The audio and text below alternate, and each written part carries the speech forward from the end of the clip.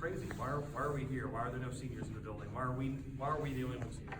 Why are we constantly the ones that are being looked at to be the leaders of the school? Or why are we constantly being the ones that are there? And so it's a social emotional roller coaster for them. And it is, we talk about trailblazing or pioneering and trying to going out there. It's those westward words. And the reality is that it's hard and it's really difficult. And so we just, having known there are a lot of schools out there now that have grown out, that have built out, that have been part of what we are doing, and that we've seen them done really effectively in places like CRCHS, where you started years ago and have alumni that are alumni and are beginning to build those things out.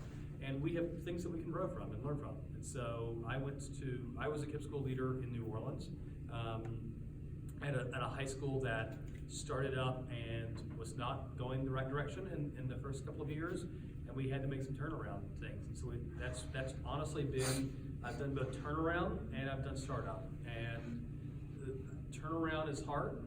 It's harder, but startup is just equally as difficult. And you always want to be in a place where schools are moving in the right direction. But I will tell you also that the reality is that this is every year this ship gets bigger. Every year it gets a little harder to move on a dime, and every year we are headed to, you can't just kind of turn and go this other way. And so we want to make sure that we're headed in the right direction to begin with, and knowing that some of the very difficult conversations we had in December, that we are taking the steps now to make sure that we are responding to those things, that we are being thoughtful about what that looks like, but also building out the request from parents and the request from us to you guys to help us build culture and to be part of that process. I think there are a lot of schools when they talk about the idea of like, we want parents involved, and so you probably have heard that before, and maybe you've seen that work really well and be effective where you're at, but I know that a lot of schools just don't. And so I really do and truly mean when I say that I want you all involved in the next steps of this process into what we're thinking about, and I want your opinions, because it will help us pivot and make directions of what we're doing. And so I'm asking for that, and I'm hoping to receive that, and I'm hoping that we can be part of that. And so never feel like you are calling me and bothering me, or feeling like you are intruding in that. So the school's open to you. Please be part of that. So I would love just to, I know that you came tonight with probably some questions about direction and movement, but I'd also love to talk to Mr. McDaniel about that process of what it looks like from a first-year school into an eighth-year school a little bit too. So, yeah. So sorry. Tenemos algunos padres que prefieren español, ¿verdad que sí? Yes. Okay. Can you just give me I missed a lot of what you're saying, just a quick summary. So just talking about what, this is a town hall designed for us to talk about growing out the school and building culture and developing, moving in the direction that we are all exclusively involved. Okay. Que estamos aquí para que podemos hablar más de cómo podemos crecer como una comunidad de esta escuela. Yeah. good. And I talked to you. Yes. So, my name is Tracy McDaniel. I do know some of you in the room. I'm the founding school leader at that time of KIPP in Oklahoma City. Founded KIPP Reach in 2002. Founded KIPP South in 2016, so we're doing it all over again. The first group of kids we had back in 2002 were 10. Today they're 27 years old. Some are actually working at the school. And it's kind of a weird feeling, because I still think I'm their principal or teacher. And they're adults now with kids and things like that, and spouses. But they're still my kids as I see at 10 years old. One thing unique about that class, and we can talk about it here, that founding class, and it was new, especially back in 2002, especially in Oklahoma. I was down with third charter school, Oklahoma. So it was new territory, uncharted territory. And so we started 5th grade through 8th, because that's what KIPP had done originally. with that founding class, it was kind of unique because they were always the top class. They were the top class in the 5th graders, top 6th graders, top 7th graders, top 8th graders. And when I lost them going to 9th grade, I had some issues because I leaned on that one group all the time. So as I talked to these kids down, the ones who were in that second group, they said, Ms. McDaniel, you treat us like stepchildren for 4 years. I said, I disagree. They said, no, you didn't know our names. And you would say, hey, you. I said, well, I'm apologizing because the second group was really good kids too. But there was a lot of challenges in starting school, but a lot of rewards too. We had the opportunity to grow students at an accelerated rate, far superior to what you saw in Oklahoma City Public Schools. I mean, right off the board. We were out of 75 schools, I think, in 2002. Well, 59 schools were 5th grade. We were the 3rd top highest performing school that first year. Just from scratch, I learned for a year at KIPP how to do this work, but still once you get the kids and the parents, things change every day. So growing pains, and we learned, and so the second class was better because we learned off the first class. Every year you get better and better, but every year is a different year. I love KIPP, so I'm a part of a network. When I started KIPP here in Oklahoma City back in 2002, we had 5 schools nationwide. Today we have 221. So I was on early enough to run that show and take that ride. And KIPP has helped us too. So even when I asked Cody for the curriculum, that you guys had used a couple of weeks ago, I looked at it and I started reading it, I said, wow, this is KIPP curriculum. I mean, it made me feel really good when I read it because it's detailed, it's thorough, and all the work put into writing a lesson plan. I don't see those in Oklahoma City. And so when Crystal Ray was first on my radar screen, I was one of the first persons to meet with him and say, hey, I need somewhere for my kids to go in high school because it doesn't make sense to send them back to the district. Every time I would send a kid back to the district, they would come back really happy. They was, Miss McDaniel, I'm doing so well at my school. I said, tell me about it. I'm the classroom assistant. I said, okay, well, how does that work? And so I'm helping all the kids in the room. I said, so how are you able to do that? He said, I know the work. I said, so you're in 9th grade now. What kind of work are you guys doing? He said, it's like 7th grade material. So I'm like the best person in the class. So I have to tell my kids, it's sad because you're not learning. I said, you're not learning. And that was hard for them to think. They make straight A's, but they're not learning. And so I don't even advocate a school for our kids to go to unless it's a college prep high school. Because I go to KIPP is to and through college. When I first started KIPP, it was to college. I went to a meeting one day, they said to and through. I said, you guys move the goalposts on me. They said, well, do you want your kids to finish school? I said, I do. They said, well, we gotta say to and through college. We do too much work with you guys not to finish college. And so therefore, the mandate on me was, since we can't afford a high school in Oklahoma City. We just can't. So the mandate for me was go out and choose great schools. So we have 2 charter schools are in a lottery. You don't know if you get in or not. Both Hardy schools. Classes are almost impossible to get into because the kids start at 6th grade. If they don't leave, they have 4 or 5 spots left. And then Southeast is a magnet school on the south side is really good for our kids. And then I found Crystal Ray, so I'm pretty sure we had 12 kids, maybe somewhere around there, 10 or 12, when we got started this class. So I was pretty excited because now it's another avenue, and it's not a lottery, so you can sign up and go. Because I had kids at Harding would go, it's sad, they would go to a lottery and they have 100 slots open, and I had kids choosing 197. So there were 97 on the waiting list. So they couldn't get in. You did all this work for 4 years, and you have nowhere to go. So pretty excited. And we worked on this school for 2 years, really. We thought we'd launch it last year, but we got it this year. So pretty excited about what we're doing here, what I'm still doing at KIPP, because my goal is still to and through college. And so I just want to make sure that if I can help in any way, I want to make sure I did that and let you guys know that I really support the school too, because I know what my kids need. And we don't let our kids go. So like I told Denise, we own these kids, the kids don't know that, but we don't let them go. I mean, we put too much into them just to let them go. And so I'm gonna be active at every school I choose. And so we'll be active over here as well, because we have an investment. Because we're a middle school, and a second middle school. Yeah. We have a high school placement person and a college placement person in our middle school.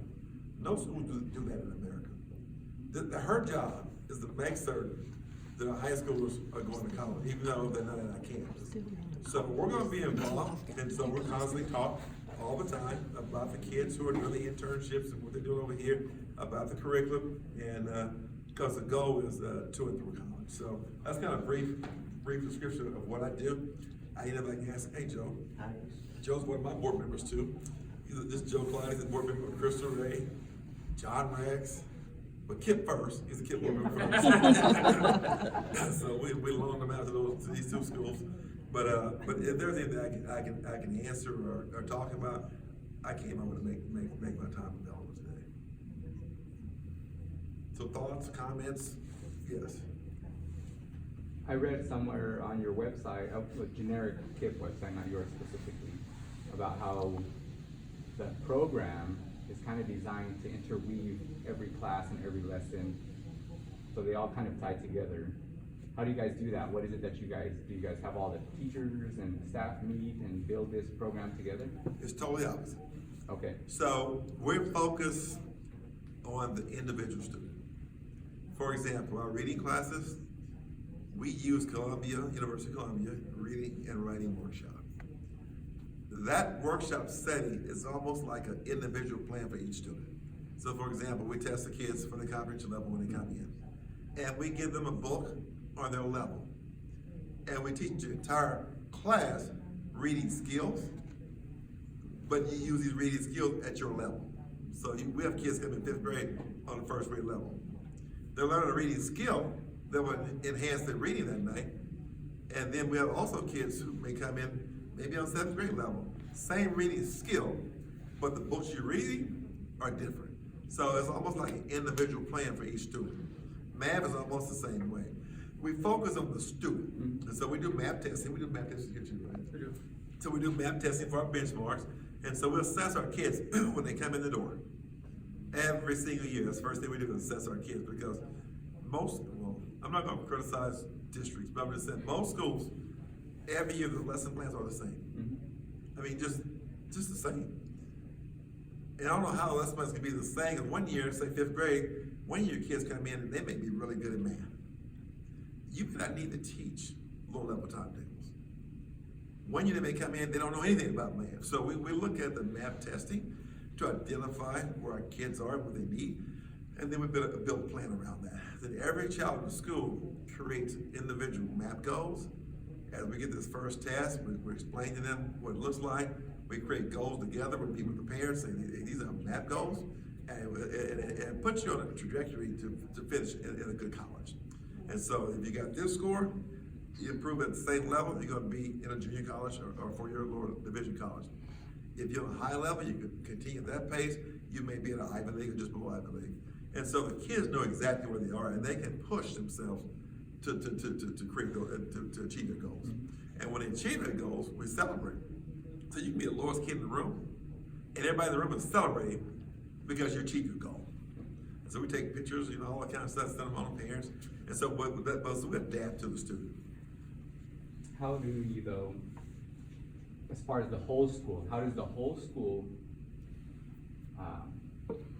program, concept of it, maybe it was specific to character building. Maybe the character building was interwoven to every single class, according to the KIP website. So that's where they want to go. We try to, but you lose it. When I first started school, I had the best culture in the KIP Foundation. As you grow staff, we lost culture.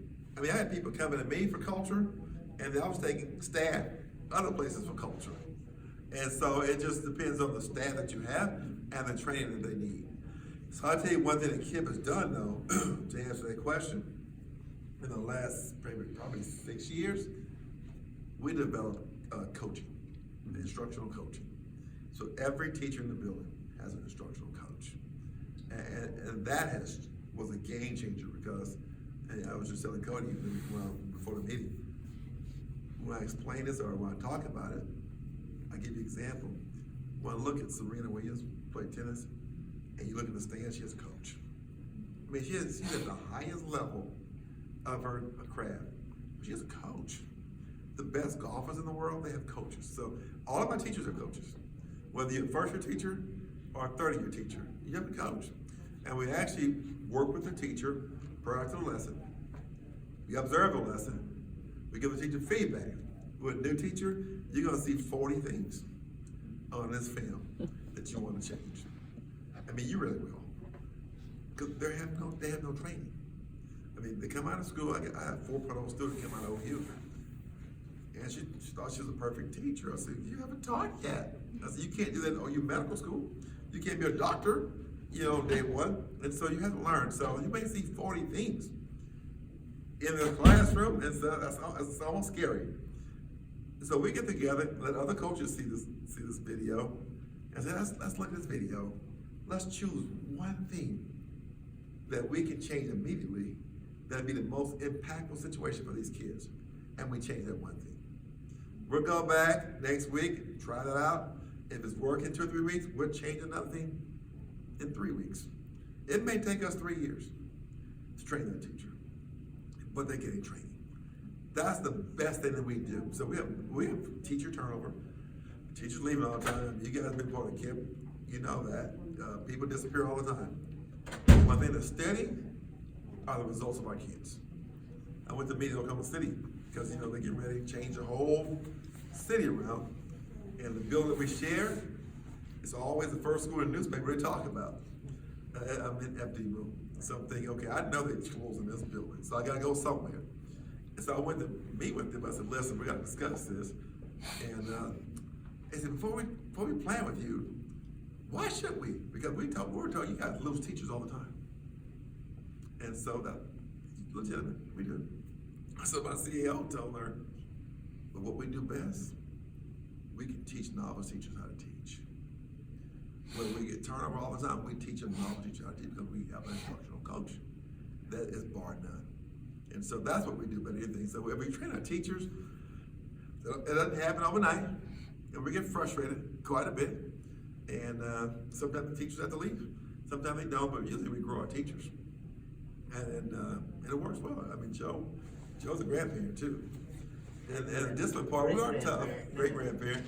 We are tough on the kids too.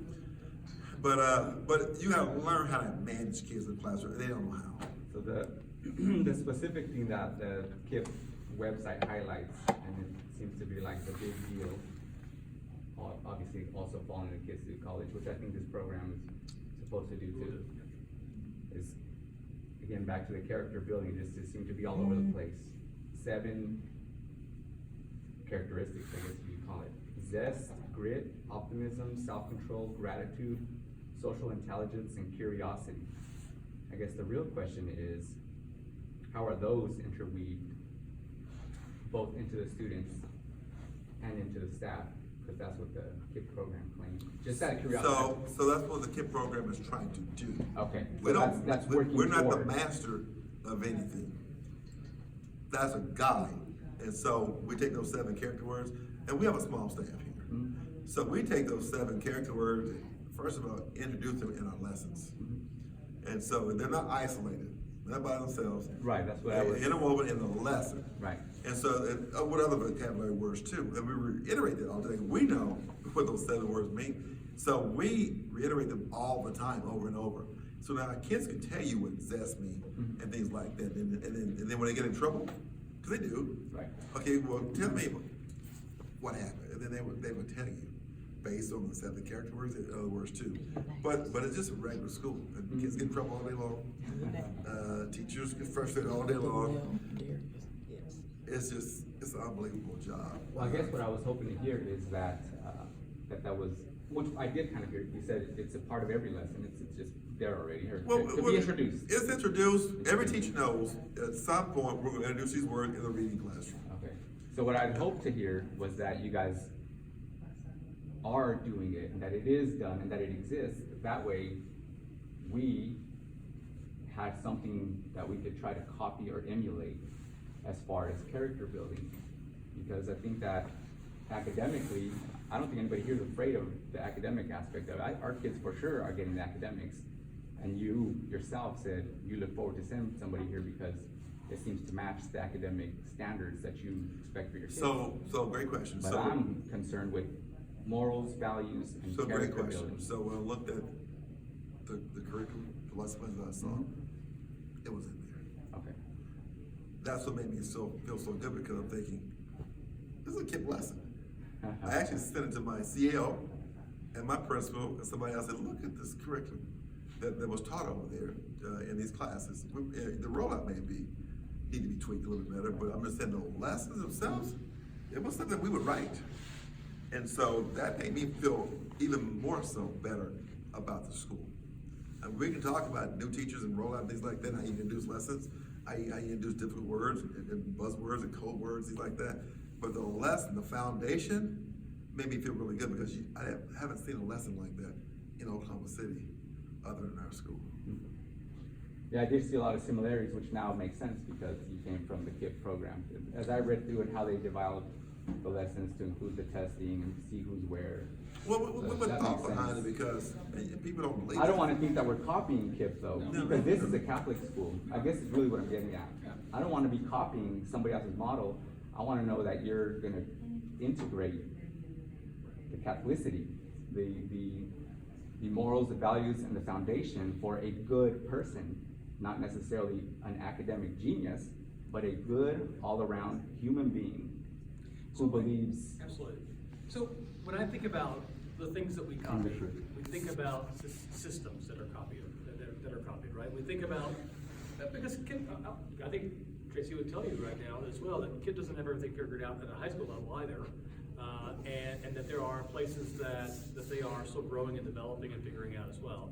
And so I also worked at Noble Street in Chicago, which is kind of considers itself to be a North KIPP Star, cousin, right? North Star, yeah. And so there are KIPP schools just very similar to Oklahoma City.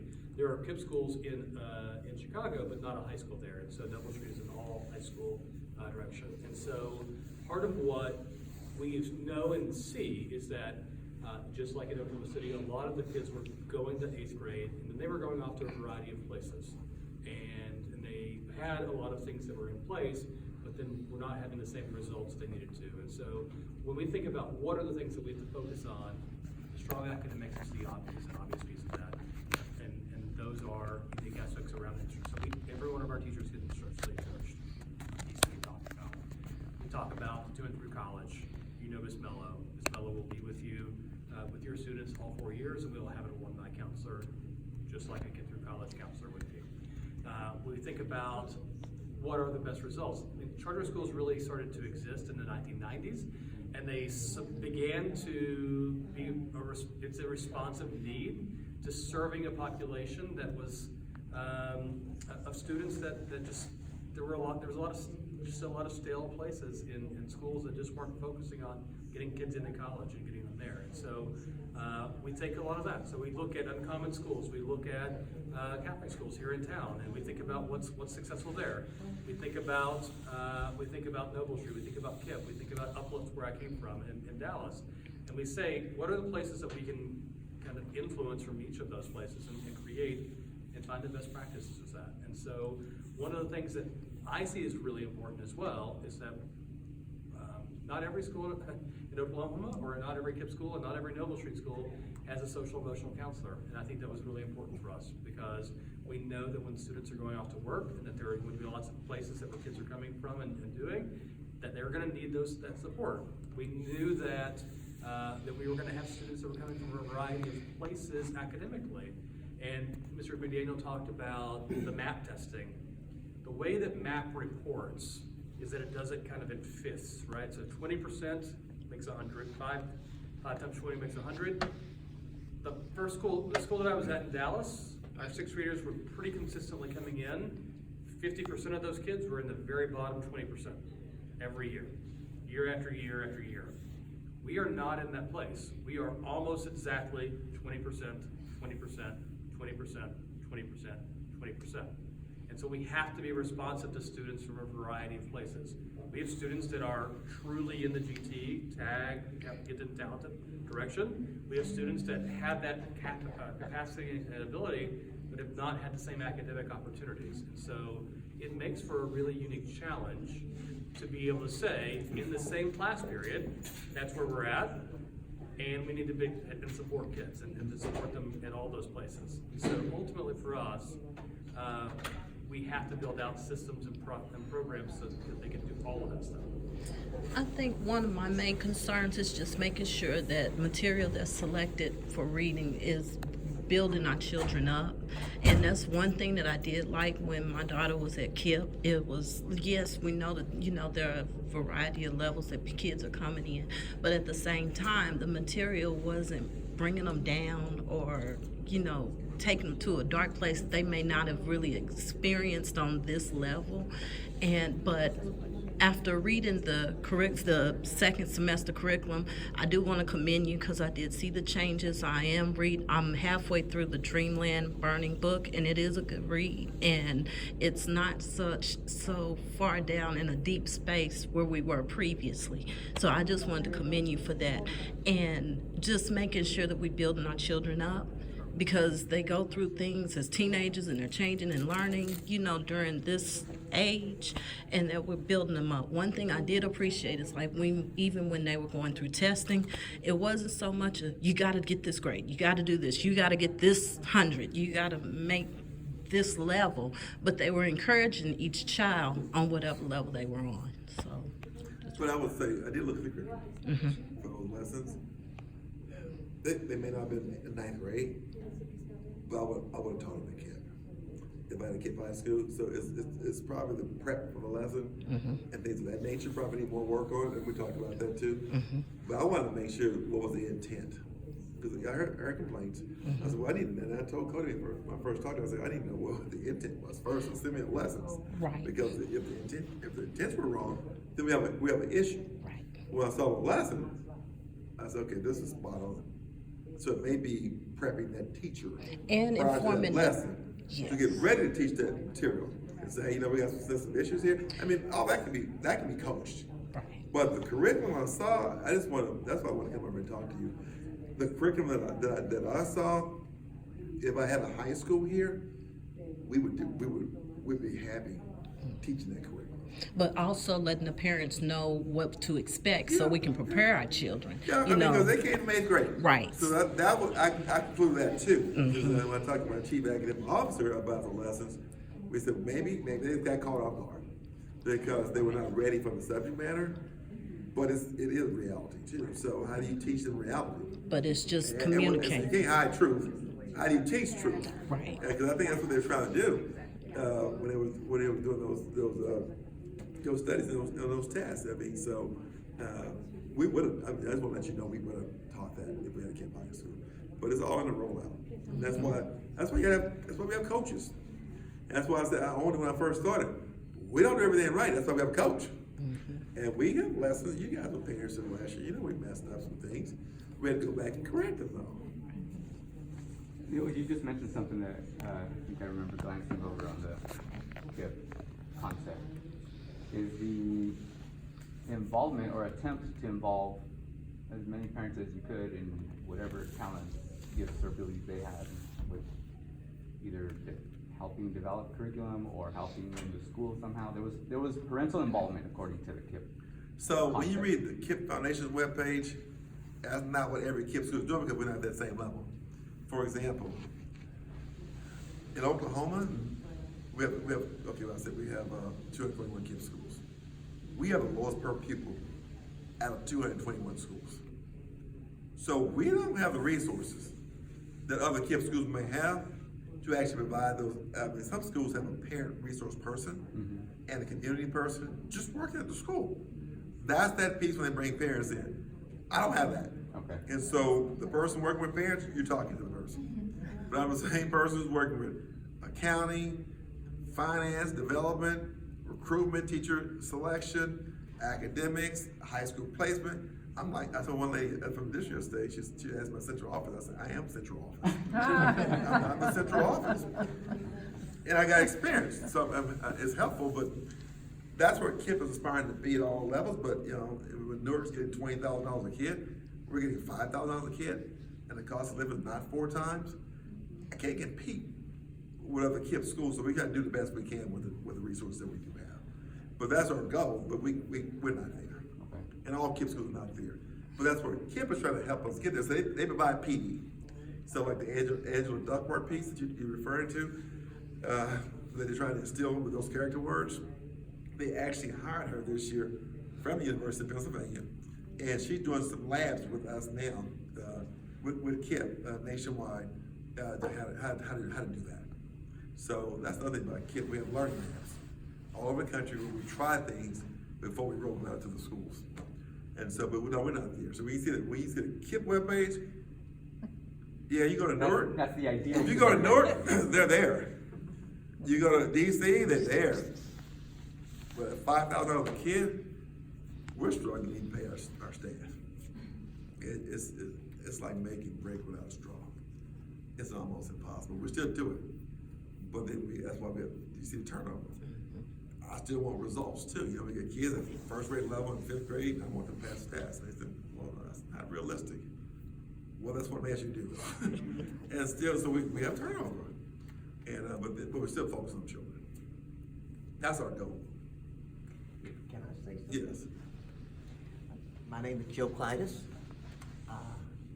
I finished Douglas High School 60 years ago this summer. All right.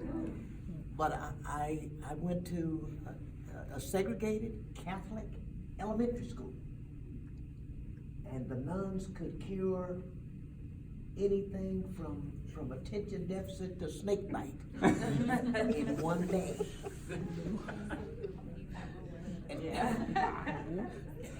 And I have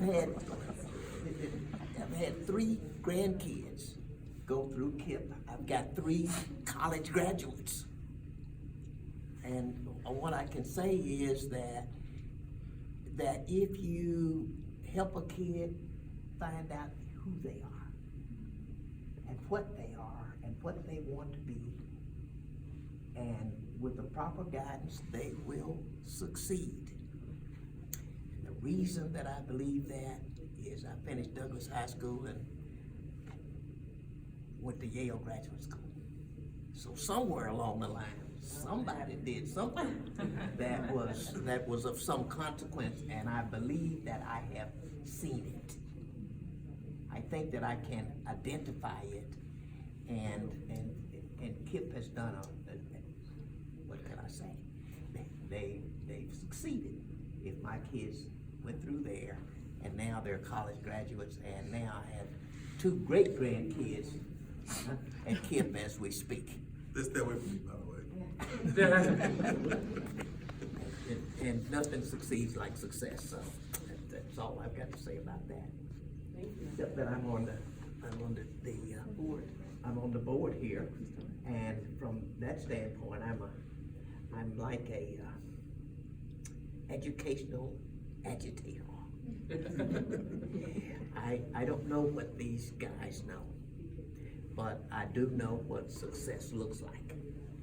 And I think that the best thing that can happen is to get your kids involved, help them discover who they are, and kind of keep them in line. They're gonna buck a little bit, but that's okay.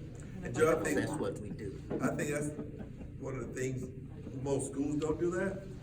But that's one of the things that a private school or a charter school, we try to do that with our kids too. And so we do more. Yeah. Well, I guess the more, there's a very specific more that I am looking for, and that I pray to God that everybody's parents are looking for.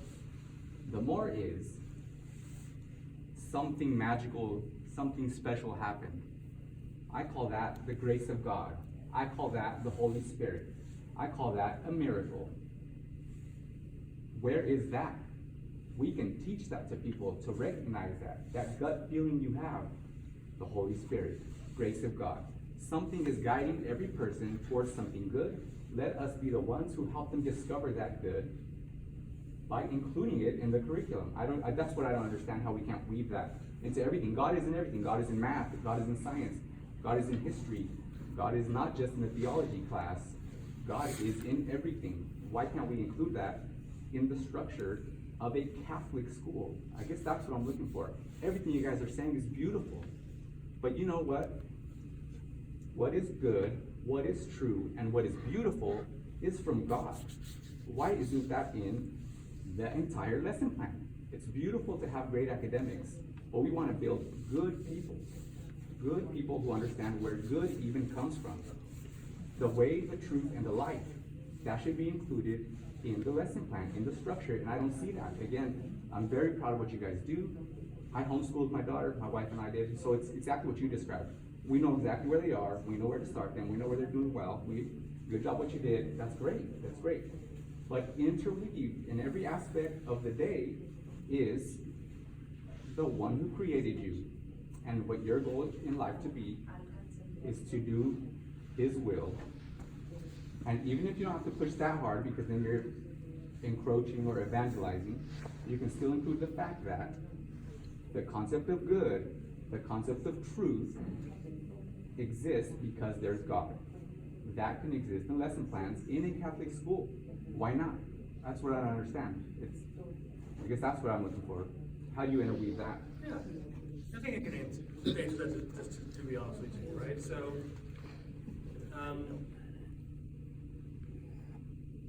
we're not operating on an A+ level at this moment. I think that's fair. I think that's a fair statement to say, right? I think you guys are doing great. Right, I think it's beautiful. Right, This is a great program. This is a 5-year rollout. This is a 5-year plan. This is a school that, and I don't mean to say like, don't hold us to lower expectations. No. We're not 100 days into instruction, right? And we have no one in our staff as a first-year teacher, and there are 2 people that have taught at Catholic schools previously, and there are several people who have not. And so there are pieces of this that we are still coaching and developing on that are open and opportunities for that. We have teachers that are Catholic, and we have teachers that are not. And it doesn't mean that that we aren't developing those pieces and thinking about those pieces and doing that. I'll also say that we're seeing like some winks of that, right? So we're certainly not at a place where it's fully embedded, but I think, so when I'm coaching teachers, we're like looking at how can we make different parts of that curriculum fit a little better. So an example of that is when they did the debate on are humans inherently good or evil, and then kind of pulled in lessons learned from theology or lessons that they're pulling from the Bible as evidence, right? So we're trying to pull it in, but we're still working on it and still like kind of tweaking those things. There was a unit in Algebra 1 where they were kind of looking at like, what is God's role in creating structures that fit? And in geometry, there was a debatable question that I think never was debated, right? So there's an intent and a thought process behind, I do want to put this in, but then we're like not necessarily sure where it goes. And so we're still kind of figuring it out. But so I hear you saying, like, how can we pull parents in with that expertise to add? So I think we'd love to hear your feedback on where can we put those things in, and like how can we coach teachers better to make it more holistic? Because I think we're trying, but we're all still kind of muddling through at the same time. I spent the year before we opened. Yeah. I spent the year before we opened visiting. I think I was at 36 schools in the country to go see that. So I'm Catholic, but I'm new to being Catholic, and I grew up in a family. My dad's Catholic, my grandmother's Catholic, my granddad was a Catholic principal, and so I grew up around it, but also at a place where there were pieces of this. Like, I feel like you're probably right. The KIPP concept or the NOVA concept, I feel confident we can build a school. I can do school. I can do academics. I can do college prep, and we can make that. And so one of the things that I wanted to see was, how do you take college prep and do it really effectively in a Catholic model? And how do you make that work? And I think there are, to be perfectly honest with you, there are some Catholic schools out there that do it really well, and there are a lot of Catholic schools that don't. And there are Cristo Rey schools that do it really effectively, and there are Cristo Rey schools where you walk in, and other than the things that are on the wall, you would not really know that they're a Catholic school or a Cristo Rey school. And so I think we've been very thoughtful about building out the building blocks of what some of these things are. And having Angela as the campus minister, there are pieces. We're the only Cristo Rey school in the country that does Mass on once a week. And that is, that's honestly probably not enough, really. We're the only school only high school in Oklahoma City that does Mass once a week. And so it's a thing that mattered to us. But in the classroom, I think what you find, especially within this subject area, from a Christianity perspective, from a Catholicity perspective, from those kind of places, you have actors that are still reading the script out loud and looking from it, and so they're finding places to insert things into it, but are still working on how to do that and make sure the scope and sequence is. Ms. Trivet came from a Catholic school. She was at Memphis Catholic in Memphis, obviously, and was there for 2 years and was an ACE teaching course. She did an Alliance for Catholic Education. So she did a very similar to a Teach for America that you guys might have heard. 2 years of that, living and doing that. And she teaches geometry and algebra for us now. And she does. She finds places to pull things in. But we still have conversations. I had a conversation with her earlier this week about drawing, as someone who grew up in Oklahoma City and went to Catholic schools from the time that she was pre-K through high school, who went to OU but then did a master's degree at Notre Dame, and who has only ever taught at Catholic schools. She's still looking for great examples to make sure that's happening and doing that. And so I want people to know that this is not, we're not there yet, right? But this is not I will also say it's not a black or white. There's an area of gray in between, and there is a movement towards how do we open that up. Also knowing that 69% of our students identify as Catholic, and how do we help support everyone grow in their faith, everyone grow in their character, and everyone grow into who they are, whether they are Catholic or non-Catholic, that this is a place that everyone feels comfortable in, and that we're not shying away from our Catholicity by any stretch of the imagination, but we know that also creating an environment where kids don't feel comfortable is only going to push them away from this. And high school's a hard time to figure that all out, right? I would be the first to agree with that. Yeah. If religion isn't a club, then you can just beat it in. Right. It's kind of like, it's got to soak it. Yeah, Well, then, I think that's what you're getting at, right? Try to find natural ways to throw it in, and that's true. I can understand that that's You complicated. mentioned, if I can ask you for an example, because you said that you homeschooled until this year, basically, and then you do incorporate it, so can you give us an example of a class you did maybe last year with? Sure, I mean, how so did my you wife does sprinkle it in? 99.9% of it. Oh. So history, right off the bat, you can actually find almost in every aspect of history where you could say, oh, well, see, this happened here. Oh, this is where Christianity actually helped build that. Oh, this is where Christianity actually helped correct something that was wrong in history. And there's always, and you don't have to be specifically, like I said, you don't have to be specifically Catholic. Because I think to treat a human being with dignity and respect, that's human, right? Who's gonna walk away from that? You don't wanna be treated with dignity and respect? You don't even have to say that's Catholic, that's religion. You're gonna say a human being is treated with dignity and respect. That's I simple. think that's what they're saying, Yeah. that they pulled off. I'm just saying, that's not that hard. You can't teach Sunday school. Right. I mean, so you make sure you don't go that far too. Because Right, I right. teach That's Sunday what school I'm every saying. Sunday. I'm not asking for actually them teaching to religion. evangelize or transform Right. anybody, So, or in the convert, same- but just talk about those aspects that are, if any human being will find it to be good, true, and beautiful, you don't even have to say it. But the Catholic Church said so. No, it is true, it is beautiful, it is. In the same way that Kip talks about grit, zest, optimism, perseverance, Right. resiliency, the pieces that they're talking about, our core values are faith, knowledge, purpose, and service. And so we talk about, very thoughtful about what that looks like. And so I think that of the things that we've rolled out effectively, I think maybe our core values are not one of the things that we've done as well with. And it's not because they're not on the walls, they're not there, but when we think about purpose and where we are, I think we can have a group of students who leave here, know that they have a purpose and that it is that they are in the likeness and image of God, and that they are able to go out and to be someone that has a purpose that's above and beyond themselves, right? I want, and my desire is to graduate a group of students who know that they have purpose. And that may be purpose in the business world, and that they're bringing a moral and ethical leadership to this city or to wherever cities they're at. And I think we talk about it in that way. And maybe we don't always talk about it in the way in which, like, this is a very clear Catholic or Christianity aligned piece, and that's something I think we can work on. When we think about service or about mission, or about going out and doing that mission work, that is a thing that clearly aligns with what we're kind of talking about. And that's as we're preparing to go and have a day of service during Martin Luther King Day, that has to connect back to that bigger purpose to what we're doing. And that is a place in which we see that.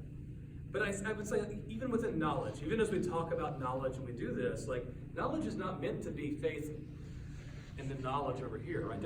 These are interconnected pieces of what we do. And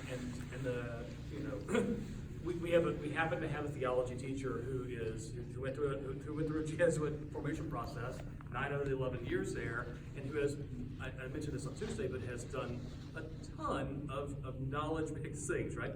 2 masters, 3 places where he's almost within a master's of different that. And like that concept of like, how do you take those pieces of that and develop those and create those?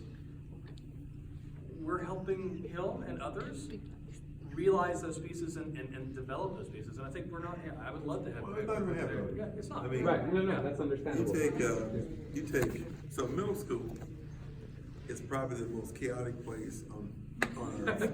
Really? Yeah. And nothing like middle school. I mean, I did 4 years, I did my time. you can't find a place like My hair middle is school. all gray. Every grade level's different.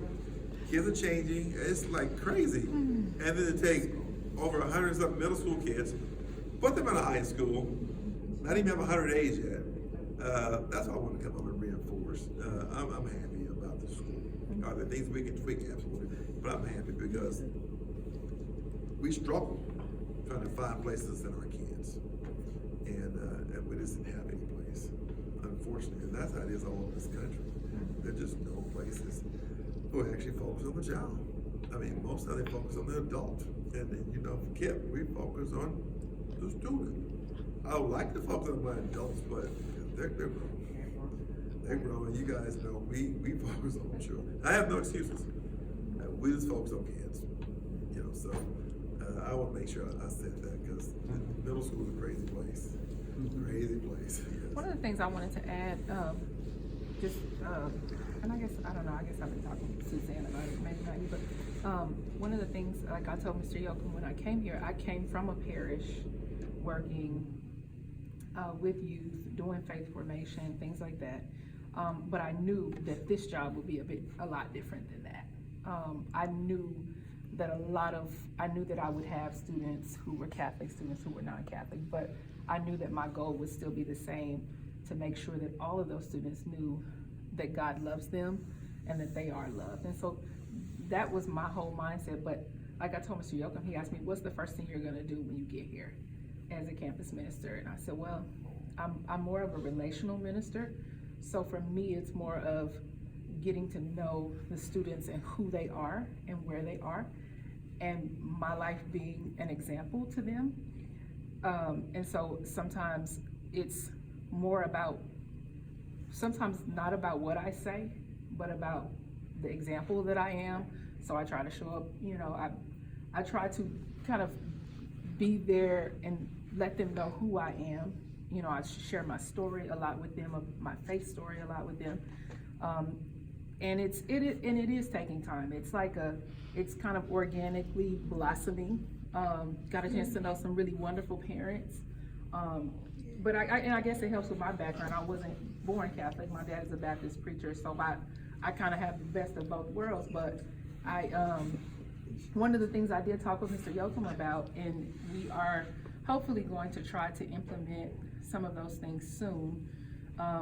Like with Suzanne, you guys were talking about Catholic social teaching and introducing this idea of social justice and having our kids realize that the world is bigger than them, and having their minds and their eyes focused on not even necessarily just them or who's black or who's white, but various different aspects. Social justice is about environmental justice. It's about water scarcity. It's about, we're talking about the violence in Central America. We're talking about all these different issues that are, hopefully that we get a chance to shine lights and show our kids really what it means to be that person who is seeing the good in everybody, and whether they come from People's Church or they come from St. Francis of Assisi, letting them know that those gospel values, and hopefully trying to do that and trying to work with teachers and even myself, and trying to weave those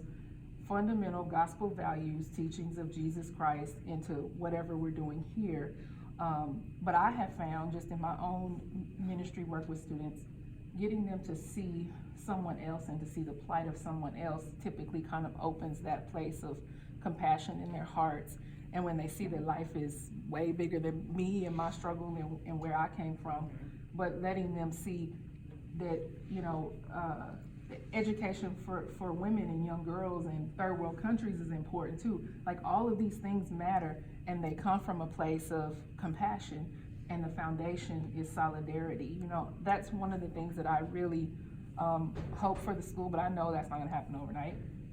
Heck, it may not happen even in my time, but if I can kind of try to plant some of the seeds and help to lay that groundwork, and working with Mr. Yoakum and Ms. Diggs and everybody here on staff, I think we're all growing and trying to figure out the best way to do that. I have not felt, thanks be to God, anybody with an intentional pushback on, I don't want anything about faith here. And if I felt that, I'd be the first person to be like, hey, listen, you're in the wrong place if you don't want this to be a place of faith formation. I've not felt that, and even if it has been that, I'm a believer in that everybody who is here, God put you here for a reason. Maybe you may not be that person yet, but you're on your way to trying to find, like he said, who you are, who God made you to be. Like, what's my purpose in life? What genuinely makes me happy? How to listen to the movements of my heart, and how that helps me to make decisions in my life. So those are some of the things that, I spoke with Mr. Yoakum about when he offered me the job here. But I know that doesn't happen overnight. I know that that's something that happens a lot in prayer and discerning, and, figuring out what's the best possible way to do it, and how we come about all of those things. Even in our mass, it's like, I'm like, literally like, okay, we got to get somebody here to do music. We got to get a choir. And that's been one of my goals. I don't know if that'll happen tomorrow or next week, but that's something that I'm, knowing that will happen. I know it will happen. I don't know when, but I know it will. And a lot of kids are asking, and I try to, assure the students, we don't have anybody play piano, but let's just sing anyway, so like trying to use what we have to really just build that foundation, so when we look back, we can appreciate where we've come from. So I think ultimately the way I see it too is that so Ms. Bass is the campus minister, but the reality is that our students are the campus ministers. They are. Well, and everybody's they're the ministry, right? Like they are the ministry, but they're also the ministers. And so where I have seen the Holy Spirit exist within Catholic schools and Cristo Rey schools fully, that's really doing it well, there's a campus minister that's there, that's effective and in there, and there are teachers that are effectively leading pieces in. But I think this also has a lot to do with the conversation around, it kind of goes back to this perspective, like when you have freshmen and when you have seniors in a building, and the difference of what that looks like, and the growth and the development, and what that robustness of their ability to share, or not their ability to share, but their willingness sometimes to share. They're 14, they're 15 years old, and they like to shrink into corners sometimes when you put them on when you put them on blast, if you will, right? Some of them are a lot better at it than others. Some of them love to do these things, and so they all have gifts, and they are trying to find them. And the difference that you're going to see in a 14-year-old and an 18-year-old, to be able to do that and to be able to help encourage that. Do you remember walking into a dinner party or wherever in your life, and you're like, I don't know a single person in this room, and I don't want to talk to anyone in the world? we're gonna need your students as leaders 4 years from now. So that, remember when I talked about earlier, this idea that the difference between always having freshmen, always having seniors in the building, it's different. There's no one here to say this is the norm, this is what's normal here. This is, the love exists here, right? And especially when you come from places where maybe love doesn't always exist on a daily, it's not felt inside of hallways. And so we have to kind of draw it out from Gotta people. soak in. Well, And they do that. I think one thing will happen next year is just for us, especially KIP, educating our parents to know what type of school this is. I mean, 'cause, look, I'm just excited to have a great school. There was Catholic school too, but we had no education for our parents.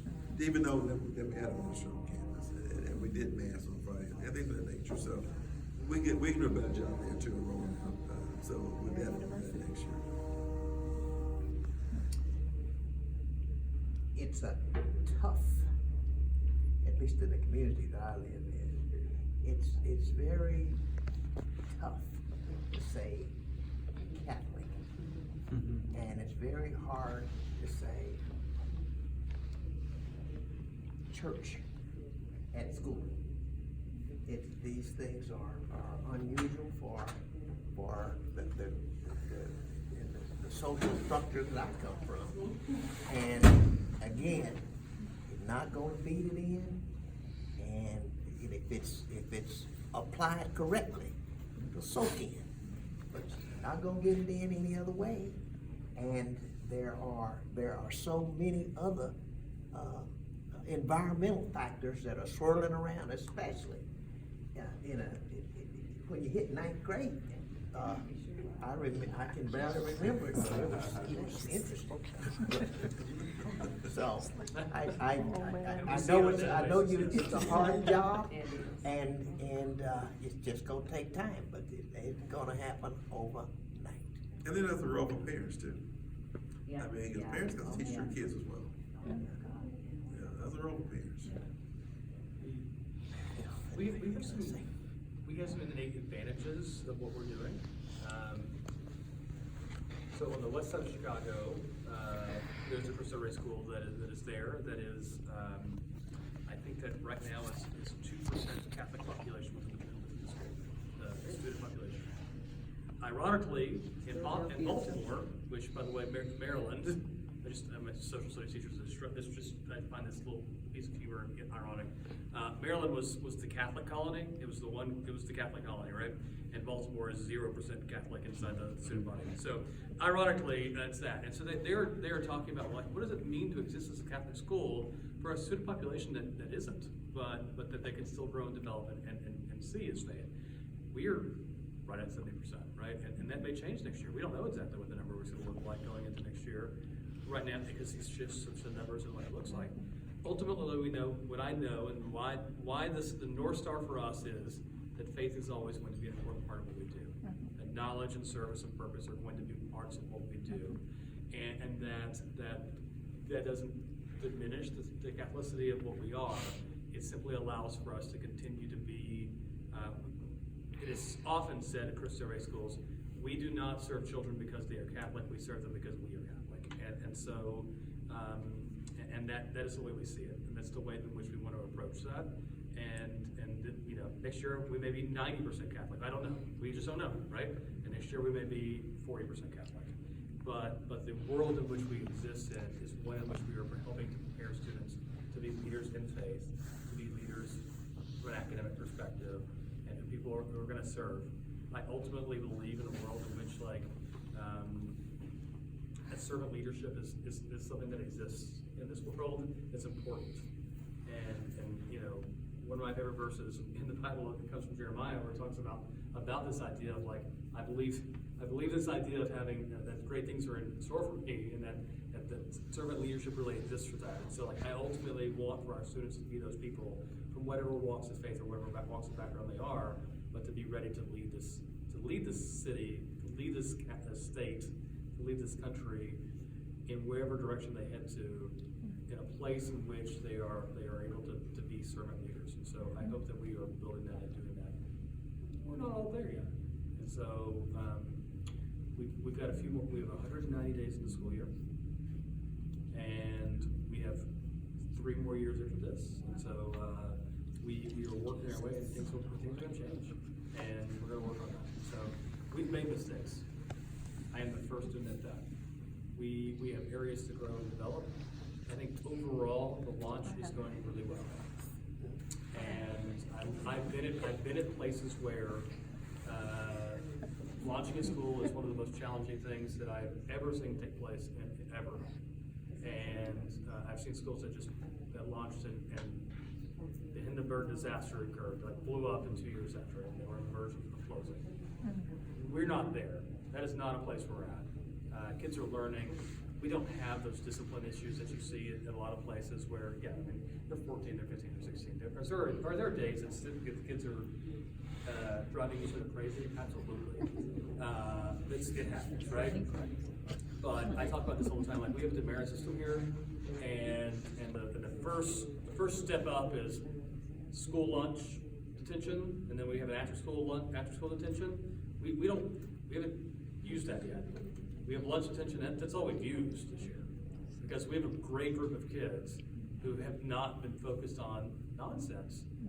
And so that allows for us to have some really deep conversations around where are we going and what academics look like. And we also have a group of kids that are high overall compared to a lot of schools that, like, there are a lot of first-grade schools, so the norm is kids are starting out 3 to 4 grade levels below the national average in reading and math. That's not where our kids are at. And so we are discussing and pushing, like, what does college prep really mean? Whereas a lot of schools are like, we're working towards becoming college prep. We're right there, and we're only going to continue to push and be a lot closer. So the instruction that kids are getting on a daily basis isn't perfect. I tell people all the time, in my opinion, instruction is a baseball kind of sport. Like, if you are a baseball player and you get on base a third of the time, you're going to be a Hall of Famer, right? And teachers, if they can get to 50% of everything that they talk about is there, they're gonna write books and be famous. They're gonna have things. So, like, ultimately for us, we know every single day and every single class period. I'm teaching 3 a day. I was a pretty good teacher. I'm taking 3 classes a day right now. Sometimes it's going really well, and sometimes it's not. And we are responsive to that every single moment and every single day, and we're fixing those things. And all of our teachers do that as well, because some kids take things really effectively, and some kids hear it a certain way, and that's great, and some kids don't. And so we have to be responsive to kids. And when we talked about the KID model earlier of being responsive to the individual student, the reason we have a social counselor, the reason that we have a campus minister, the reason that we have a class counselor is because we have a support suite for students, and we keep our numbers low, and we ensure that we know what every single student, like, I know every single one of our students' names, I know what their backgrounds are, I have individual conversations with them, and I think that all of our staff does. And our hope is that even as we grow to be 500 kids in the building, that we are able to maintain that level of culture. And so that's the focus, that's why we've built out what we're building.